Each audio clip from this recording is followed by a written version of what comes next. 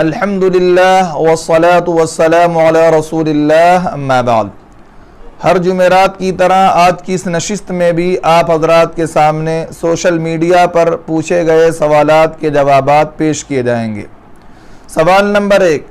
ایک صاحب معلوم کر رہے ہیں کہ کرایہ دار سے ایڈوانس اور ڈپازٹ کے طور پر جو رقم لی جاتی ہے اس کو اونر اپنی ضروریات میں لے سکتا ہے یا نہیں؟ جواباً عرض ہے کہ کرایہ دار سے ایڈوانس اور ڈپازٹ کے طور پر جو رقم لی جاتی ہے اس کی حیثیت قرض کی ہوتی ہے، اور مالک جس طرح کسی سے قرض لے کر قرض کی رقم کو اپنی ضروریات میں استعمال کر سکتا ہے، اسی طرح ایڈوانس کی رقم کو بھی اپنی ضروریات میں استعمال کر سکتا ہے۔ سوال نمبر 2، دوسرا سوال یہ ہے کہ جس کی رکعت چھوٹ جائے، وہ رکعت پوری کرنے کے وقت اگر کوئی ایسی غلطی کر بیٹھے جس سے سجدہ سہو واجب ہوتا ہو تو کیا اسے سجدہ سہو کرنا پڑے گا یا نہیں؟ جواب میں عرض ہے کہ جس کی کچھ رکعتیں چھوٹ گئی ہوں اسے مسبوق کہتے ہیں، اور امام کے سلام پھیرنے کے بعد مسبوق منفرد کی طرح ہو جاتا ہے، لہذا جس طرح منفرد سے اگر کوئی ایسی غلطی ہو جس سے سجدہ سہو کرنا ضروری ہوتا ہو تو اسے سجدہ سہو کرنا ہوتا ہے،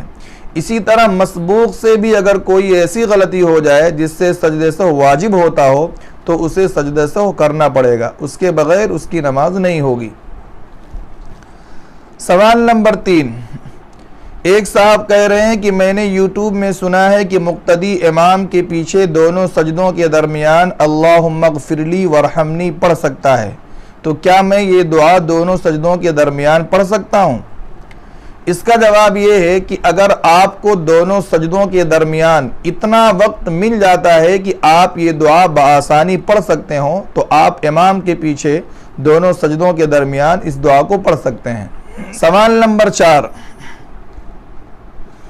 ایک بھائی کا سوال ہے کہ کئی مہینہ ہو گئے میری جاب چلی گئی ہے، تو کیا میں جاب کے سلسلے میں معلومات حاصل کرنے کے لیے جوتشی اور کاہن کے پاس جا سکتا ہوں؟ قرآن و حدیث کی روشنی میں بتائیں۔ اس حوالے سے عرض ہے کہ آپ کی جاب جب چلی گئی ہے تو آپ کو جاب اور نوکری اور روزی اللہ سے مانگنی چاہیے، دعا کرنی چاہیے، نماز کا اہتمام کرنا چاہیے۔ جاب کے بارے میں معلومات حاصل کرنے کے لیے کہ جاب ملے گی یا نہیں ملے گی، کاہن اور جوتشی کے پاس جانا جائز نہیں ہے۔ حضور اکرم صلی اللہ علیہ وسلم نے اس کی سخت مذمت فرمائی ہے۔ آقا صلی اللہ علیہ وسلم کا ارشاد ہے، من اتی عرافا فسألہ عن شیء لم يقبل له صلاة 40 لیلہ، جو کسی جوتشی اور کاہن کے پاس کسی چیز کے بارے میں معلومات حاصل کرنے کے لیے جائے تو اللہ تعالیٰ اس کی 40 دن تک کوئی نماز قبول نہیں کرتے، لہذا آپ جوتشی اور کاہن کے پاس نہ جائیں، اللہ سے دعا کریں، صدقے کا اہتمام کریں، اللہ تعالیٰ آپ کے لیے جاب اور روزی کا انتظام فرمائیں گے۔ سوال نمبر 5، ایک صاحب سوال کر رہے ہیں کہ عورتوں کا چست ٹی شرٹ اور چست جنس وغیرہ پہننا جائز ہے یا نہیں؟ شریعت میں اس کے بارے میں کچھ وعید آئی ہے یا نہیں؟ جواباً عرض ہے کہ حدیث پاک میں ایسی عورت پر سخت وعید نازل ہوئی ہے جو اتنا باریک لباس پہنتی ہو جس سے اس کے جسم کا حصہ جھلکتا ہو، یا اتنا چست لباس پہنتی ہو جس سے اس کے جسم کے نشیب و فراز ظاہر ہوتے ہوں، یا اتنا چھوٹا لباس پہنتی ہو جس سے اس کے جسم کے بعض اعضاء نظر آتے رہتے ہوں اور کھلے رہتے ہوں۔ لہذا معلوم ہوا کہ عورت کے لیے ایسی چست ٹی شرٹ اور ایسی چست جنس پہننا جائز نہیں ہے جس سے اس کے جسم کے نشیب و فراز ظاہر ہوتے ہوں۔ سوال نمبر 6، جمعہ کے خطبے میں خلفائے راشدین کا ذکر کرنا ضروری ہے کیا؟ اس بارے میں رہنمائی فرمائیں۔ اس کا جواب یہ ہے کہ خطبہ جمعہ میں خلفائے راشدین کا ذکر کرنا فرض اور واجب نہیں ہے، ایک مستحسن اور پسندیدہ عمل ہے، بزرگوں کا عمل رہا ہے۔ سوال نمبر 7،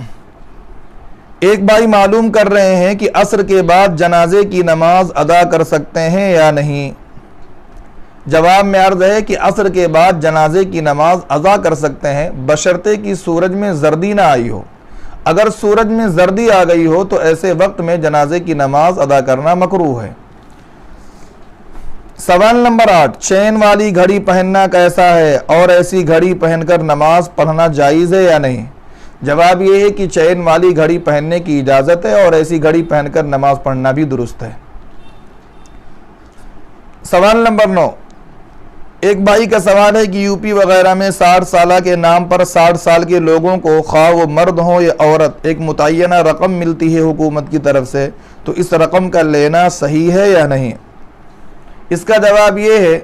کہ 60 سال کے لوگوں کو حکومت کی طرف سے ہر ماہ جو ایک متعینہ رقم ملتی ہے، یہ حکومت اور گورنمنٹ کی طرف سے ایک طرح کا ہدیہ اور تحفہ ہے، جس کے لینے میں کوئی حرج نہیں ہے، لے سکتے ہیں۔ سوال نمبر 10، ایک بھائی کا سوال ہے کہ میرا ایک بلڈ لیب ہے، میں روز آنا مریضوں کے گھر ان کا خون نکالنے کے لیے ٹیسٹ کرنے کے لیے جاتا ہوں، کبھی کبھی نماز کا وقت ہو جاتا ہے تو میں بلڈ کنٹینر جیب میں رکھ کر نماز پڑھ لیتا ہوں، تو میری نماز ہوتی ہے یا نہیں؟ جواب میں عرض ہے کہ بلڈ کنٹینر جیب میں رکھ کر نماز پڑھنے سے نماز نہیں ہوگی، دوبارہ نماز پڑھنی ہوگی۔ سوال نمبر 11، اگر نماز میں موبائل کی گھنٹی بج جائے تو کیا میں نماز میں موبائل کی گھنٹی بند کر سکتا ہوں؟ جواب یہ ہے کہ ایک ہاتھ سے بند کرنے کی اجازت ہے، دونوں ہاتھ سے بند کرنے کی اجازت نہیں ہے۔ سوال نمبر 12، ایک بھائی کہہ رہے ہیں کہ میں ہوٹل میں کام کرتا ہوں، 5 سٹار ہوٹل میں، لوگ کھانا کھانے آتے ہیں تو کسٹمر خوشی سے مجھے ٹپ دے کر جاتے ہیں، تو یہ ٹپ کا پیسہ میرے لیے لینا جائز ہے یا نہیں؟ اس کا جواب یہ ہے کہ اگر کسٹمر اور کھانا کھانے والے بخوشی آپ کو ٹپ دیتے ہیں تو یہ ٹپ لینا آپ کے لیے جائز ہے، لیکن اگر آپ فورس کر کے اور زبردستی لیتے ہیں تو یہ آپ کے لیے لینا جائز نہیں ہے، اس لیے کہ حضور اکرم صلی اللہ علیہ وسلم نے ارشاد فرمایا لا يحل مال امرئ الا بطیب نفسہ، کہ کسی کا مال اسی وقت لیا جا سکتا ہے جب وہ خوشی سے دے رہا ہو، لہذا اگر خوشی سے دیتے ہیں تو لے سکتے ہیں، فورس کر کر لے کر آپ کے لیے لینا جائز نہیں ہے۔ اللہ رب العزت والجلال ہمیں شریعت کے مسائل کو صحیح سمجھنے سمجھانے کی توفیق عطا فرمائے اور ان پر عمل پیرا ہونے کی توفیق بخشے۔ وآخر دعوانا ان الحمد للہ رب العالمین۔